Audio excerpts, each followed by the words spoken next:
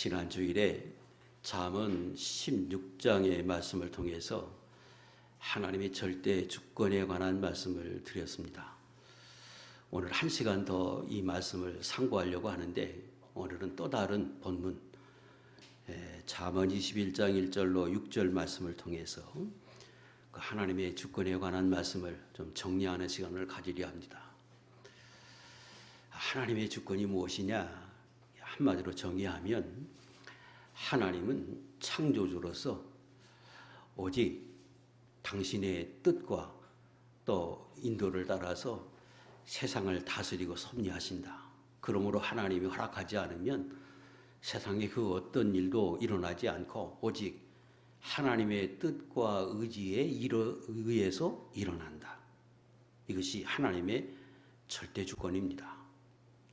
왜 이런 절대 주권이라고 하는 말을 하느냐 그러면 우리 지난 시간에 배운 것처럼 잠언 16장 1절에 사람이 마음으로 경영을 해도 그 말의 응답은 하나님께로부터 온다. 사람이 마음으로 계획을 세워도 그 걸음을 인도하시는 분은 하나님이시다. 그래서 절대 주권이라는 말을 성경에 근거를 두고 우리가 씁니다. 절대 주권을 말하면 보통 3가지 정도 큰 질문을 하고 궁금해합니다. 첫 번째가 하나님의 뜻대로 하신다면 사람의 의지와 어떻게 조화를 이룹니까? 인간은 로봇 아닙니까?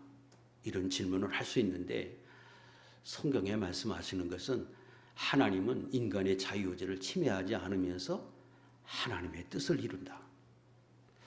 하나님의 뜻대로 하신다고 하면 인간에게 있는 부조리, 악 이런 것도 다 하나님으로부터 온 것입니까? 하나님이 그렇게 하신 것입니까? 아니다. 인간이 행하는 악을 하나님이 원하지 않지만 인간이 악을 행하려 할 때 하나님 막기도 하지만 막지 않음으로 인해서 생긴 것이다. 그러므로 책임은 본인에게 있고 하나님께 있는 게 아니다. 하나님이 원인자가 아니다. 인간의 수고와 헛된 것 아닙니까? 하나님의 뜻대로 인도한다면 하나님은 우리의 행위를 따라서 우리의 수고와 노력을 따라서 하나님의 뜻을 이룰 뿐입니다. 그러므로 누구도 하나님에 대해서 원망할 수 없고 그것은 하나님이 인간에게 주신 고귀한 존재로서 자유의지대로 행한 결과일 뿐입니다. 지난 시간에 절대 주권에 관한 말씀을 아주 간략하게 요약하면 그거였습니다. 오늘 말씀은 또 다른 차원에서 하나님의 주권을 말씀하시는데 1절에 보면 왕의 마음이 여호와의 손에 있음이 마치 봇물과 같아서 그가 임의로 인도하시느니라 이렇게 말씀하십니다. 왕의 마음, 특별히 왕을 언급한 것은 이전에 과거에 왕은 절대 주권자입니다. 인간이 그 누구도 왕에 제지할 수 없지요. 그런 절대 주권을 가진 그 왕의 마음도 하나님은 당신의 뜻대로 임의로 인도하신다. 마치 뭐와 같이 사람이 논에 물을 대기 위해서는 물길을 내지요. 사람이 자기 사람의 마음대로 그 물길을 내서 그 물이 흘러가게 하는 것처럼 하나님도 우리 인간의 마음을 그렇게 인도하신다. 1절의 말씀이 그렇습니다. 그러므로 왕의 마음뿐 아니라 이 말씀은 모든 세상에 있는 사람의 마음을 하나님이 임의로 인도하신다. 이런 뜻이 됩니다. 그럼 또 질문하지요. 분명히 지난 시간에 자유의지를 침해하지 않는다.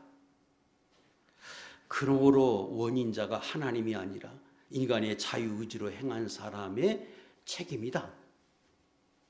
인간의 수고가 헛된 게 아니라 노력에 의해서 된다. 자유의지에 따라서 행한 거기 때문에 악이 아니다. 요지가 그랬는데 마치 사람이 마음을 물길을 내는 것처럼 하나님이 인도하신다면 사실상 사람의 마음을 주관하시는 것 아닙니까? 자유의지를 침해해서 하나님이 이끌고 가는 게 아닙니까? 이렇게 반론을 제기할 수 있습니다. 자, 이 부분을 성경에는 어떻게 말씀하시느냐? 또 이 부분을 우리가 어떻게 이해하느냐? 이거 대단히 중요한 말씀입니다. 그래서 한 시간을 더 할애해서 이 부분도 설명하면서 그러므로 우리는 어떻게 살아야 하느냐? 자, 이 부분을 정리를 하려고 합니다. 먼저 이 말씀을 오해하지 말아야 합니다.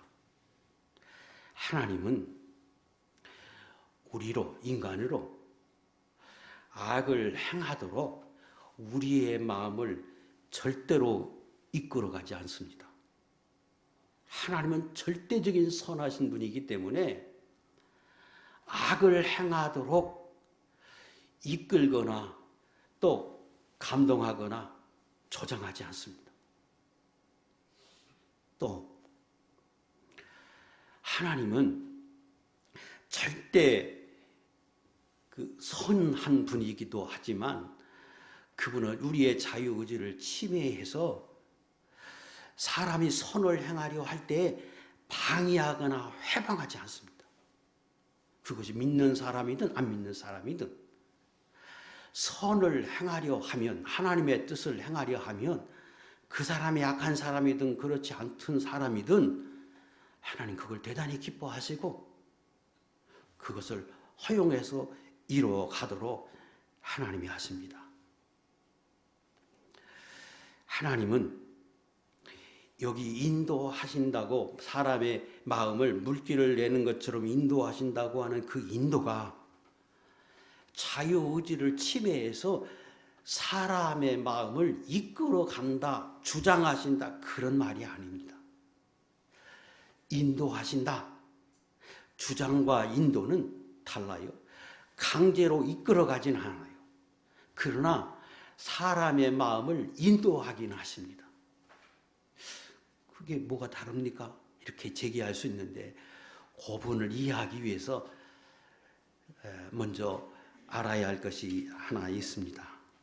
그것은 현재 창세 이후로, 아담 이후로 우리 인간의 상태가 어떠한지를 먼저 이해해야 이해가 갑니다. 처음에 하나님이 사람을 만드실 때는 선하게 만드셨습니다. 그런데 아담과 하와가 타락한 이후로는 인간이 타락해서 영이 죽고 이후로는 스스로는 구원에 이를 수 없는 상태가 됐습니다. 이것을 교리적으로 좀 어려운 말로 하면 인간이 전적으로 부패했다, 전적으로 타락했다, 이렇게 표현합니다.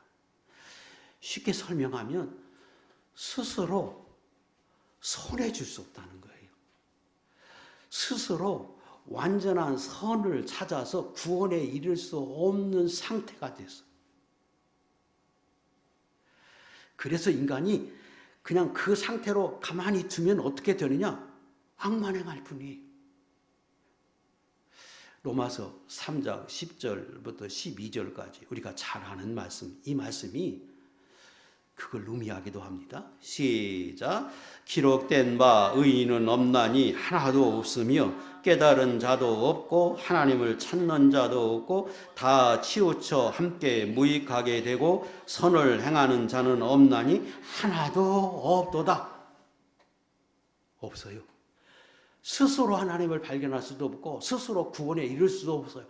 스스로 선해질 수 없다는 거예요. 퇴보될 뿐이에요. 그게 현재 인류에 있는 모든 사람의 공통적인 현상입니다. 여기서부터 출발해야 합니다. 그러면 그런 인간을 그냥 가만히 두면 어떻게 될까? 하나님이 그런 사람을 가만히 두면 어떻게 되느냐? 점점점 악해질 뿐이지요. 로마서 1장 28절, 이것도 우리가 여러 번 찾았습니다. 시작. 또한 그들의 마음에 하나님 두기를 싫어하며 하나님께서 그들을 그 상실한 마음대로 내버려 두사 합당하지 못한 일을 하게 하셨으니, 그냥 두세요. 인간이 타락이 돼서 하나님을 찾고 하나님을 사모하고 그 사람들 마음속에 그 하나님을 소개하고 성령에 감동하고 그럴 때 그 하나님을 받아들이는 사람이 있는가 하면 대부분의 사람은 싫어해요. 그러면 하나님 어떻게 하느냐? 그냥 놔둬요. 본인이 싫어하니까. 개입하기를 싫어하고 하나님 앞에 나오기를 싫어하니까 하나님이 그냥 놔둬. 그런데 그때 하나님이 놔둘 때 그들의 상태를 상실한 마음대로 그렇게 표현했지요. 그럼 벌써 타락되어 있고 완전히 부패된 그 상태로 그냥 두는 거예요. 왜? 하나님을 소개하고 하나님이 어떤 분인지를 알리하고 자꾸 증거하는데 본인이 원치 않으니까. 상실한 그대로 두면 어떻게 되느냐? 악만 행할 뿐이. 그 뒤에 쭉 설명하잖아요. 인간이 못된 악이 그냥 하나님 개입하지 않고 가만히 두시면 다 그렇게 돼요. 점점점 악해져. 그게 인간의 상태입니다. 그래서 성경에 어떤 때는 표현할 때 하나님이 악하게, 완악하게 하신다, 강팍하게 하신다고 하는 말씀을 굉장히 많이 씁니다. 그건 하나님이 개입해서 그들의 마음을 아주 악하게 만들었다, 그 말이 아니라 그냥 놔두시는 거예요. 본인이 싫어하니까, 원치 않으니까. 그러면 결과는 어떠냐? 완악해지고 강팍해져요. 모세를 강팍하게, 미안합니다. 바로를 강팍하게 하셨다. 출애굽기 4장에서 말씀할 때 그 강팍함은 그냥 놔뒀다, 그 말이. 그러므로 하나님이 그들에 관해서 악을 행하지 않습니다. 인간에게 가만히 놔두면 모든 인간은 다 스스로 망하는 수밖에 없고 스스로 악해질 수밖에 없는 상태예요. 그런데 하나님이 사랑하셔서 그 인간으로 하여금 끊임없이 복음을 듣게 하고 또 선을 행하라고 감동하시기로 여러 가지 모양으로 증거해 주십니다. 그래서 그 사람들의 중에 일부를, 아니 그들이 원하기에 마치 논에 물을 대는 것처럼 그의 마음을 이끌어서 하나님을 알도록 무엇이 선인지, 어떻게 해야 구원을 얻는지, 어떻게 해야 성공하는지, 어떻게 해야 그게 복이 되는지 그 상실한 마음을 하나님의 복된 길로 인도하실 분이에요. 그러면 그 하나님의 행위가 설령 자유의지를 조금이라도 침해한 것처럼 느꼈다고 해서 악입니까? 선이지요. 더 좋은 길로, 복된 길로, 구원의 길로 망할 수밖에 없는 상태의 사람을 은혜의 자리로 인도하실 분이, 그것도 강제로 자유의지를 침해하지 않으면서 하나님이 그의 마음을 이끌어서 주님을 섬기도록, 교회에 나오도록, 참된 일을 하도록 이끌어 가실 분이에요. 그래서 그 하나님의 손길을 1절에 왕의 마음이 여호와의 손에, 거룩한 손에 의하여, 거룩한 성령에 의하여 복된 길로, 은혜로운 길로, 구원의 길로 인도하셨다, 인도하신다, 이걸 의미합니다. 그러므로 오늘 예수 믿는 저와 여러분이 본질적으로 우리는 구원에 이를 수 없는 사람이에요. 본질적으로 저와 여러분은 본인은 선하고 착한 사람이고 의로운 사람이라고 말할진 모르지만 인간이 스스로는 진보할 수 없어요. 우리가 진화론을 말할 때에 스스로 진보할 수는 없잖아요. 퇴보만 할 뿐이지. 인간이 그런 거예요. 근데 어떻게 내가 선을 알고 진리를 알고 하나님을 알았느냐? 절대적인 하나님의 손길에 의해서 되었다. 그래서 은혜인 겁니다. 세 번째 또 하나 알아야 할 게, 그러면 또 이렇게 얘기하겠죠. 그러면 왜 누구는 인도해서 예수 믿게 하고 누구는 인도하지 않습니까? 그것은 하나님의 의무를 가지신 분이 아닙니다. 인간이 하나님께 그렇게 말할 수 있는 것이 아니에요. 창조주시고 하나님이 모든 사람들에게 빚을 진 게 아니에요. 선을 행해서 그렇게 하실 수도 있고 하시지 않을 수 있는 것은 하나님의 전적인 뜻입니다. 그래서 하나님의 당신의 뜻과 의지에 따라서 멸망에 가는, 퇴보해 가는, 죽음으로 가는, 복되지 못한 길로 가는 그 사람들을 은혜를 주신다.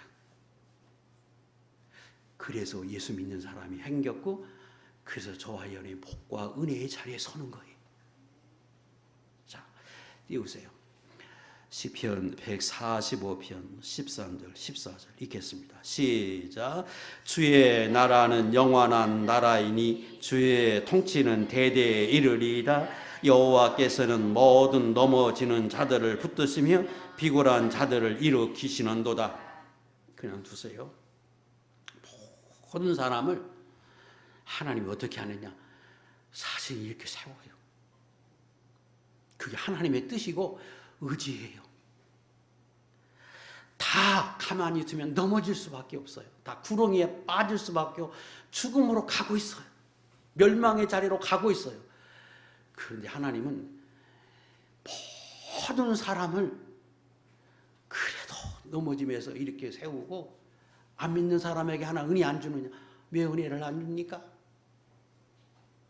햇빛을 주시고 그들에게도 복음이 증거되게 하고 양심을 주어서 이것이 옳다고 외치게 하고, 모든 사람에게 하나님이 그렇게 하셔. 그러다가 어떤 사람에게는 계속 하시지만 어떤 사람에게는 하나님이 그만, 그건 하나님의 마음이에요. 어떤 사람에게는 조금 더 강하게 하나님이 하실 수도 있고 그러지 않을 수도 있어요. 아예 손을 놓으시면 하나님 불의하다 그럴 수 있는데 그런 분이 아니에요. 어느 선에서 하나님이 됐다 그만, 그러면 그냥 그런 거 사는 거예요. 그래서 하나님이 절대로 불의하다 그렇게 말할 수 없고, 하나님 모든 창조하신 사람들에게 보편적인 은혜를 여전히 오늘도 베풀고 계십니다. 또 예수 믿는 사람, 그래서 예수 믿는 사람이, 근데 예수 믿는 사람 중에도 하나님이 너는 그러면 안 되지 하고 감동하고, 때로는 책망도 하고 징계도 하고, 그래서 또 이렇게 세워 바른 길로 가게. 근데 또 타락해서 세상으로 가고 넘어지고 실족해. 그럼 또 이렇게 세워. 언제까지? 천국 갈 때까지 그럴 수도 있고, 하다가 어느 선에서 그래, 그래서 지옥에 가지 않지만 천국엔 가게 하고 복의 길로 가게 하는 것은 손을 놓을 수도 있고, 어떤 사람은 끝까지 너는 그러면 안 되지 적극적으로 개입할 수도 있고, 그건 누구 마음이다? 하나님의 마음이. 하나님이 임의로 하시는 거예요. 그걸 악하다 할 수 있느냐? 아니요, 선만 행하실 분이. 여러분이 돈 있다고 다른 사람한테 왜 안 베풉니까? 당신 혼자만 잘 먹고 삽니까? 악입니까? 아니요. 그 사람이 자기만을 위한 산다면 모를까? 그래도 다른 사람에게 좋은 말하고 베풀기도 하고 그렇다고 모든 재산 다 버려서 모든 사람에게 왜 구제하지 않습니까? 그렇게 말할 수 없는 거예요. 잠언 24장 16절 하나님의 말씀이에요. 시작. 대저 의인은 7번 넘어질지라도 다시 일어나려니와 악인은 재앙으로 말미암아 엎드려지느니라. 이게 하나님의 본성이에요. 저와 여러분을 왜 하나님이 나는 왜 여기까지 왔습니까? 왜 가만히 계십니까? 아니요, 하나님은 7번 완전수예요. 계속 이렇게 세우고 또 이렇게 세우고 또 알리하고 쉼없이 그래 왔어요. 그게 하나님이시다. 그게 예수 믿는 사람이고 안 믿는 사람에게도 그렇게 하고 계셔요. 정도의 차이는 있을 수 있지요. 그것이 절대 주권자이신 하나님이다. 그런데 그 정도가 누구의 마음이다? 하나님의 마음이다. 그것은 전적으로 하나님의 주권 속에 있기 때문에 우리가 그걸 알아야 돼. 그래서 그걸 아는, 그리고 하나님의 손길이 얼마나 거룩하고 복되고 그 손길이 얼마나 소중한 줄 아는 사람은 절대적으로 하나님만 의지하고 그 하나님의 손길이 약해졌다고 느끼면 생명을 걸고 기도하는 거예요. 왜? 그 하나님의 손길이 아니면 내가 지금까지 여기까지 올 수도 없고 앞으로 걸어갈 수 없어. 그래서 몸부림치는 거예요. 다윗이 그랬습니다. 시편 51편 11절 12절 우리가 잘 알고 저도 대단히 좋아하는 말씀입니다. 시작. 나를 주 앞에서 쫓아내지 마시며 주의 성령을 내게서 거두지 마소서. 주의 구원의 즐거움을 내게 회복시켜 주시고 자원하는 심령을 주사 나를 붙드소서. 이게 우리의 기도해야 해요. 절대 주권을 믿는 성도들의 마땅한 기도이고 마땅한 소원이어야. 하나님, 나를 절대로 잠시라도 그냥 두지 마시고 감동해주고 이끌어주고 내가 설령 잘못된 길로 가면 나를 자유의지를 침해해도 좋습니다. 나를 이끌어서 참된 길로 가게 하고 복된 길로 가게 하고 알게 해주십시오. 이게 마땅한 거다니? 정말로 하나님의 선한 손길을 안다고 하면 그분이 내게 복을 주고 은혜를 주고 구원의 길로 인도하시는 분인 줄 안다면 그렇게 기도해야 하는 거예요. 내가 설령 잘못해서 실족해서 넘어져서 죄 가운데 있다고 한들 하나님 침묵하지 마세요. 절대로 버려두지 마세요. 그건 절대적인 하나님의 주권에 있는 것이고 하나님의 손길에 있는 거지만 나는 그렇게 하지 마소서.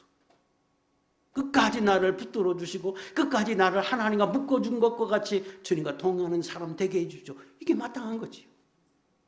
그게 우리의 기도해야 하고 그게 믿음의 사람들의 한결같은 기도였습니다. 뒤에 설명되겠지만 이게 대단히 중요한 거예요. 자, 이제 지난 시간에 걸과 오늘 2시간에 걸쳐 주권에 관한 대부분의 말씀을 드렸습니다. 지난 시간에 말씀드린 것과 오늘 말씀드린 것, 이게 성경에서 말씀 하나님의 절대 주권이 상당히 어렵게 사람들이 느끼는 부분이긴 해요. 그런데 대단히 중요한 것, 그리고 대단히 핵심적인 건 제가 다 말씀드렸습니다. 자, 이제 왜 그는 성경에 그 하나님의 주권을 강조해서 기록했느냐? 지식으로 알라고 했느냐? 지식으로 알면 뭐예요? 모르는 것보다 낫지요. 중요한 건 그걸 알면 그 한 사람의 모습으로 살라는 거지요. 그게 핵심이에요. 지식으로는 다 알아. 그런데 삶은 아는 사람 같지 않아. 그건 아무 의미 없는 거. 하나님이 원하는 바가 아니에요. 하나님의 주권을 알았으면 합당하게 살라는 거예요. 제가 어렵게 여겨지는 예정론을 말하고 구원론을 말하려고 하는 게 아니에요. 그것을 설교의 포인트로 제가 둔 게 아니고 목적은 삶이 그걸 알면 그걸 조금이라도 깨달아서 그걸 아는 사람으로서 복된 삶을 살자. 이것을 설교하려고 하고 잠언 16장과 21장에서 말씀하는 것이 그 하나님의 주권을 간단하게 설명하면서 그러므로 이렇게 살라, 이렇게 살아야 되지 않느냐, 이 부분을 강조하기 때문에 저는 그 부분을 좀 강조하려고 합니다. 그러나 그 앞부분을 얘기하지 않을 수 없어서 쉽게 간단하게 요약해서 제가 설명을 드렸습니다. 자, 첫 번째, 어떻게 살아야 하느냐? 그 우리의 마음을 마치 물을 대는 것과 같이 하나님이 내 마음을 움직이시는 것, 그 하나님의 임의로 하신다고 하면 그 하나님이 내 마음을 인도해서 복된 길로 인도하고 선한 길로 인도하고 내가 참된 길로 내 마음을 인도해 달라고 소원하는 사람의 그런 마음을 가진 사람이라면, 그걸 정말로 믿고 소원하는 사람이라면 어떻게 살라고 말씀하느냐? 첫 번째, 2절. 사람의 행위가 자기 보기에는 모두 정직하여도 여호와는 마음을 감찰하시느니라. 지난주에 16장 1절의 말씀에 하나님이 그렇게 말씀하셨죠. 9절에도 말씀하시고 사람이 마음으로 계획을 한다, 경영한다. 그 말은 계획, 9절에서는 계획하고 1절에 경영한다고 하는 건 그 마음으로 계획하고 이런저런 모습으로 막 수고하고 노력하고 다 하는 거, 그 경영이에요. 그러나 그 걸음을 인도하고 그 계획을 누구의 손에 달렸느냐? 하나님 손에 달렸다는 거예요. 그러면서 2절에 말씀한 게 오늘 여기 2절의 말씀과 똑같아요. 다만 틀리다고 하면 지난주에 말씀하는 2절에는 사람의 행위가 자기 보기에는 모두 깨끗하여도, 근데 오늘 본문은 정직하여도, 그 말만 달라요. 그 의미적으로는 똑같은 거죠. 깨끗한 거나 정직한 거나. 정말로 사람의 계획을 사람이 세우고 인도하는 건 하나님이다. 우리의 마음을 하나님이 마치 물을 대는 것과 같이 인도하신다. 그걸 믿으면 너희 마음부터 선한 마음을 가지라는 거예요.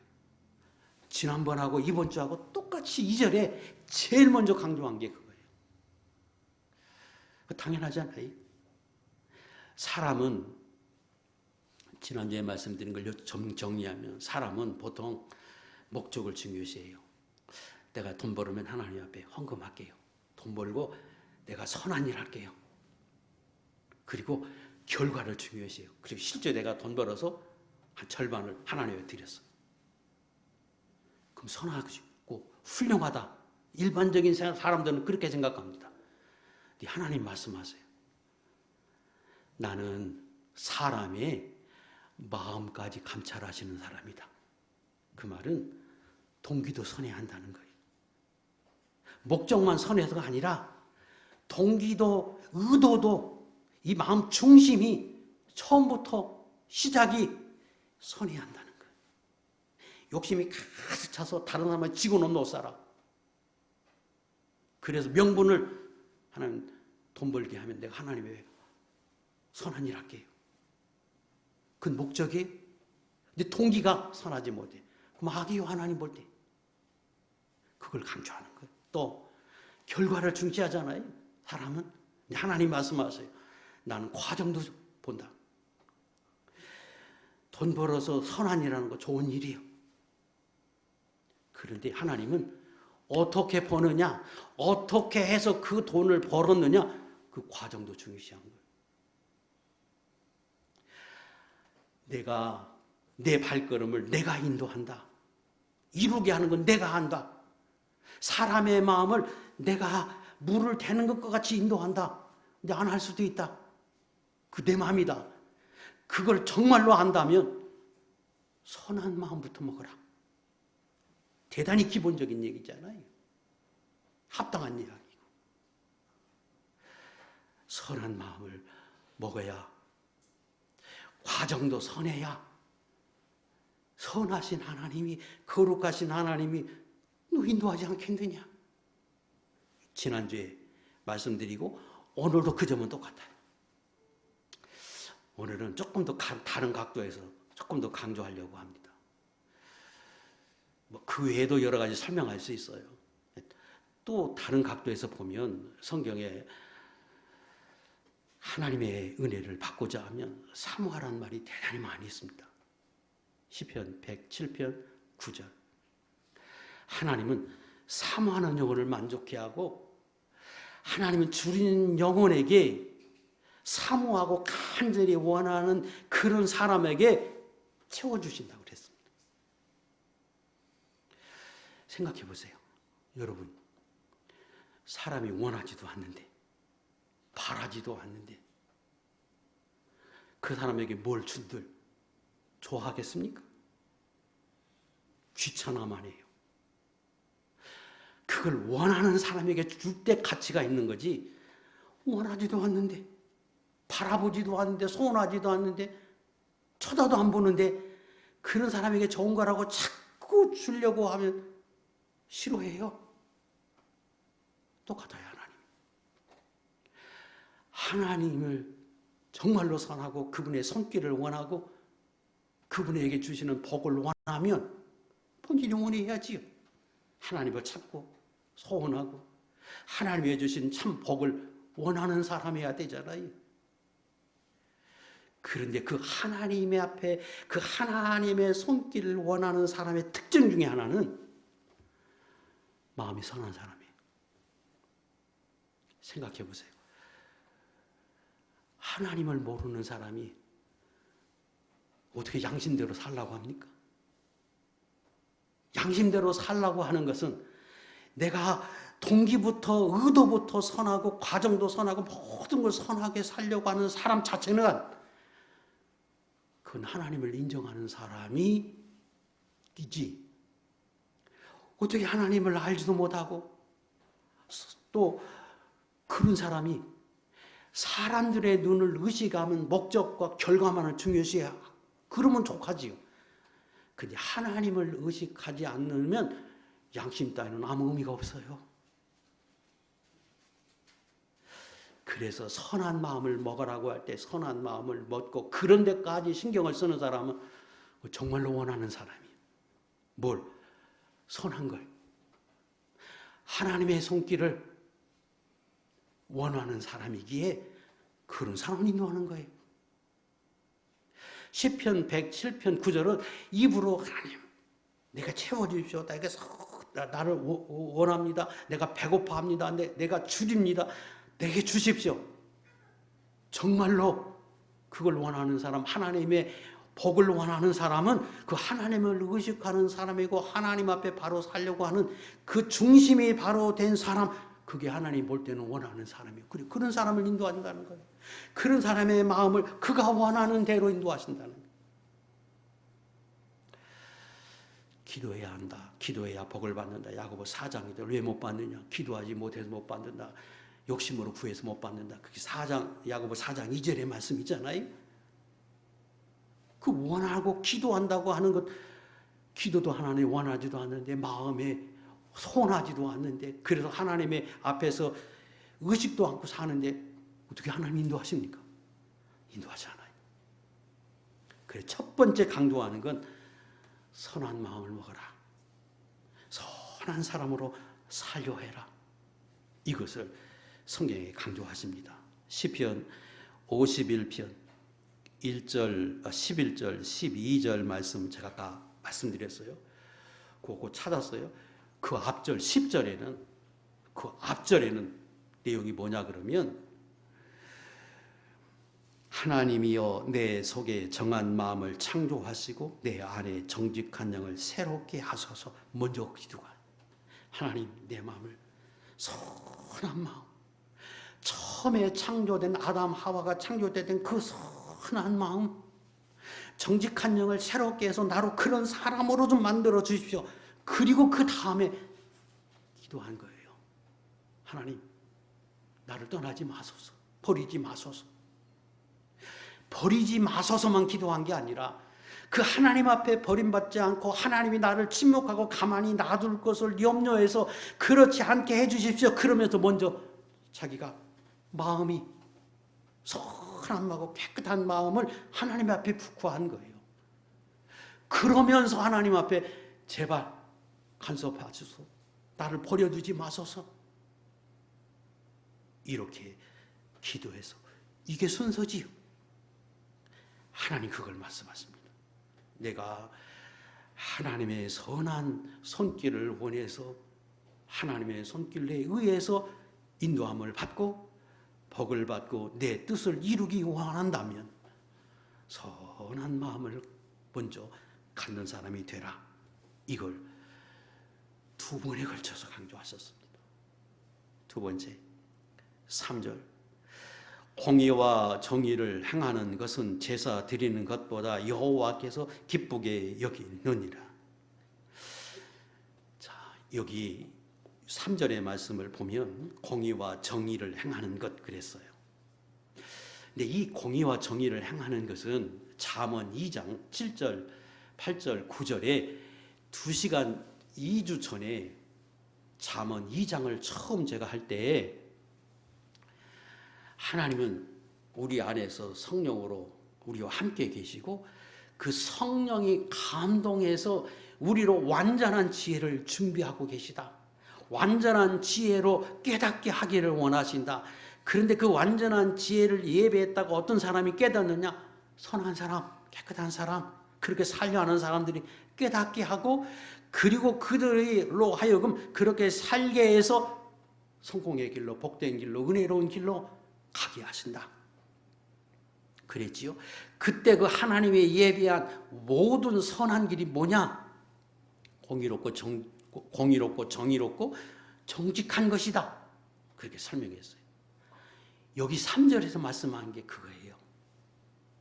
내가 정말로 하나님이 내 마음을 주장하고 인도해서 내 삶을 인도해서 하나님의 인도를 받아 복을 받고 은혜를 받고 구원에 이르고 축복을 받기 원한다고 하면 모든 선한 길로 행하라. 그렇게 살려고 해라. 이걸 강조했어요. 첫 번째 강조한 건 마음을 강조했고 두 번째 강조한 건 실제로 그렇게 살라는 거예요. 모든 하나님이 내게 감동해서 예비하고 준비한 선한 길 알게 하는 것, 성경에 이 말씀하는 것 그대로 살려 해라. 그러면 예배드리는 것보다 제사하는 것보다 훨씬 더 그걸 기뻐하시고 그 기뻐하는 그 사람의 마음을 내가 인도한다. 어떻게 물을 대는 것처럼 내가 인도할 것을 말씀하십니다. 이것도 이치적으로 보면 대단히 중요하고 간단하지요. 세 번째 강조한 것은 교만하고 방종하지 말라는 겁니다. 4절. 눈이 높은 것과 마음이 교만한 것과 악인이 형통한 것은 다 죄니라. 지난주에도 행위를 강조했고 그 다음에 교만을 강조했어요. 절대 교만하면 안 된다. 지난주에 16장 5절의 말씀이 그거였잖아요. 여기 또 하나님이 눈이 높은 것 교만을 말해요. 인간의 눈이 높은 것, 자기를 높은 위치에 두었기 때문에 눈이 높아진 거예요. 그 말을 다른 말로 하면 교만하지 말라는 거예요. 내 눈을 높이지 말라는 거예요. 그래서 자기는 높은 사람이기 때문에 아래 사람 깔보잖아요. 교만이지요. 그러면 하나님의 인도함을 못 받는다. 그런 사람을 하나님 인도하지 않는다. 또 마음이 교만한 것 두 번째는 마음이 교만한 것. 여기 교만이라고 하는 이 단어가 원어에는 교만의 의미를 지닌 게 아니라 그 원어적인 의미는 넓다는 형용사입니다. 마음이 넓다. 좋은 의미처럼 보이는데 그걸 좋은 의미로 사용한 말이 아니라 직역하면 마음이 넓은 것과 그런 뜻인데 이게 좋은 의미가 아니에요. 이런 거예요. 넓은 저수지에다가 돌을 하나 딱 던지면 어떤 현상이 생깁니까? 아무렇지도 않아요. 멀리서 보면. 그런데 조그마한 그릇에 돌을 하나 던지면 요동을 하지요.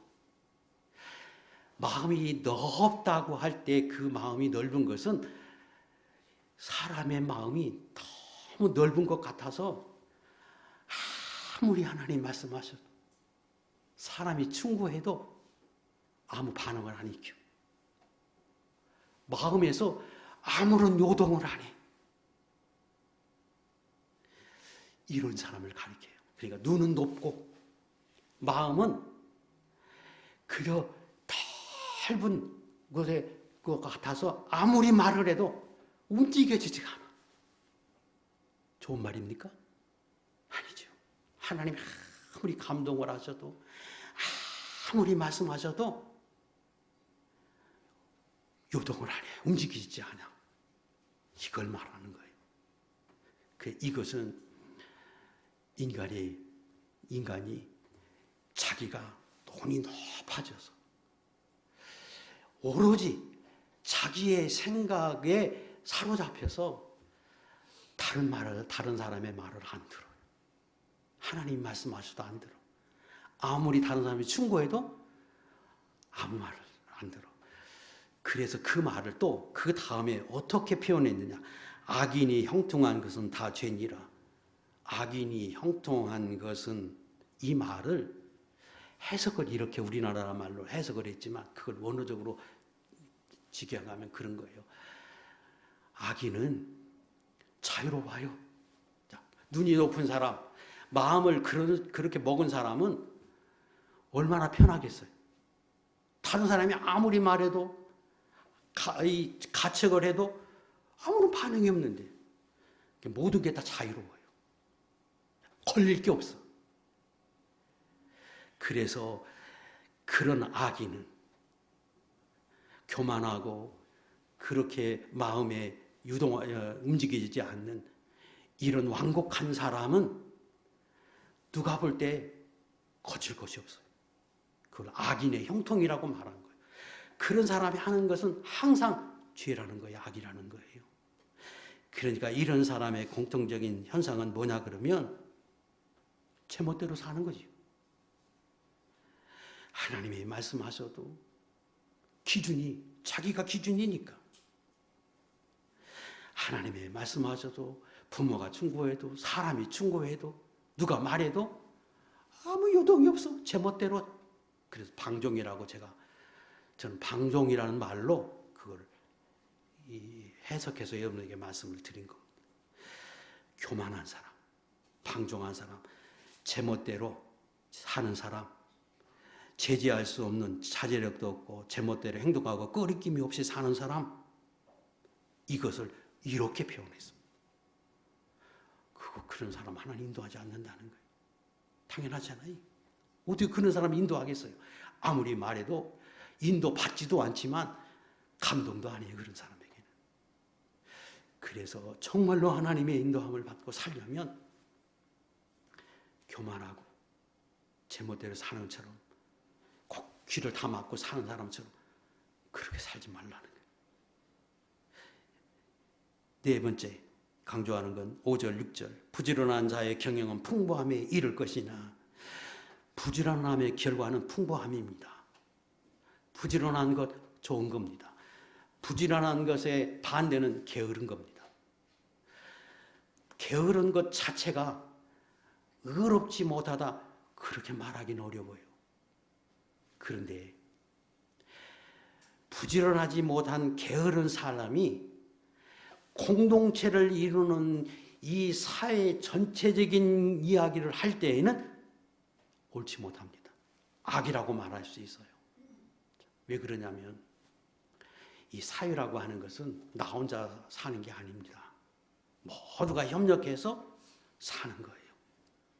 그래서 사업을 하는 사람은 사업을 하고 또 가르치는 사람은 그 가르치는 분야에서 열심히 하고 또 연구하는 사람은 연구를 열심히 하고 그게 다 어우러져서 이 사회가 운영이 되고 나라가 운영이 되고 하나님 나라가 운영이 되는 거예요. 그래서 교회에서 봉사하는 사람이 있고 기도하는 사람이 있고 말씀 전하는 사람이 있고 여러 사람들이 다 주어진 자리에서 열심히 해서 하나님의 나라를 세우는 겁니다.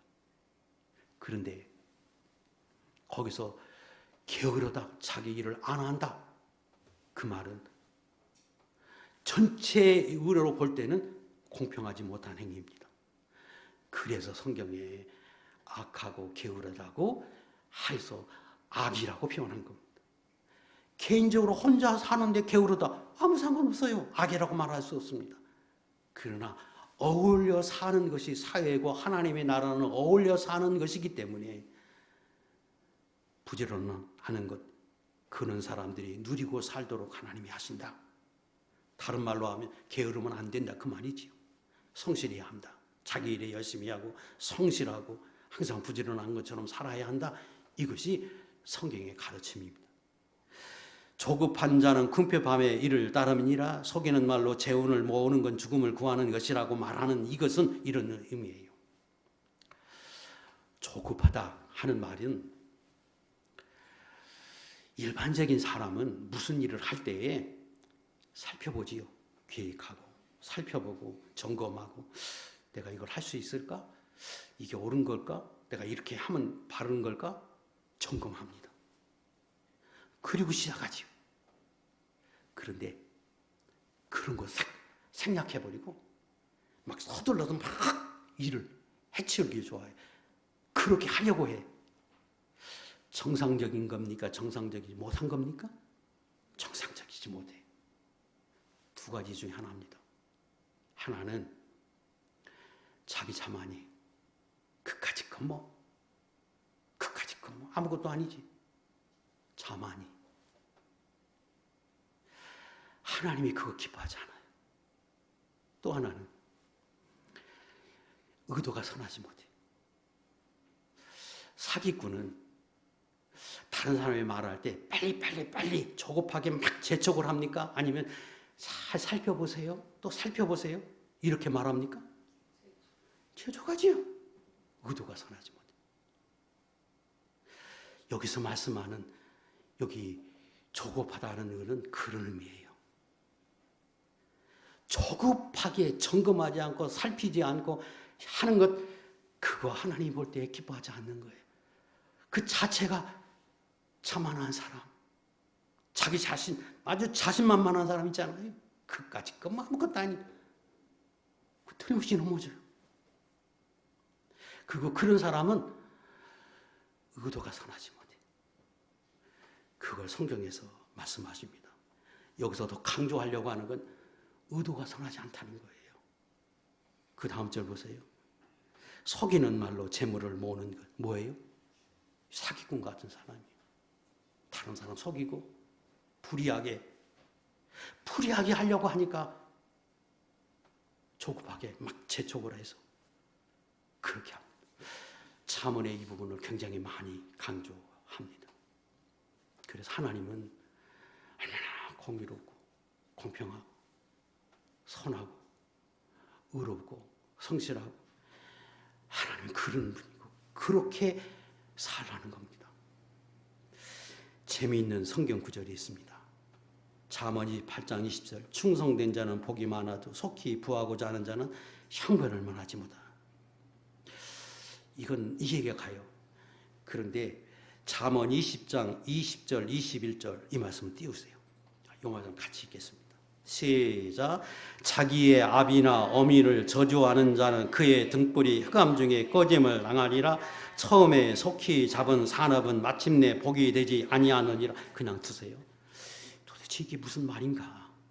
앞 20절과 21절이 어떻게 어울리는 건가? 그렇게 생각하기 쉬워요. 진짜 말하고 싶은 건 처음에 속히 잡은 산업은 마침내 복이 되지 못한다. 만들어지고 다듬어지고 연단되지 못한 사람에게 뭘 줘봐야 그거 복이 되지 못한다. 마땅하지요. 우리가 다 그렇게 알잖아요. 근데 그 앞에 절이 그렇게 연결되는 거예요.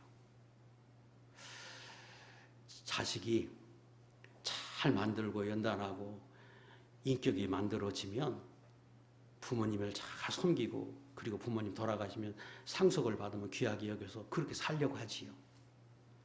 그게 정상적인데 아주 되지도 못해가지고 자신만만해서 하는 사람은 돈 줘봐. 내가 그까짓 건 뭐 누가복음 15장에 보면 그 두 아들이 나오지요. 탕자의 비유에서 둘째 아들이 주어 빨리 주세요, 빨리 주세요, 나눠주세요. 주니까 외국에 가서 화랑방탕하고 살지요. 그걸 말하는 거예요.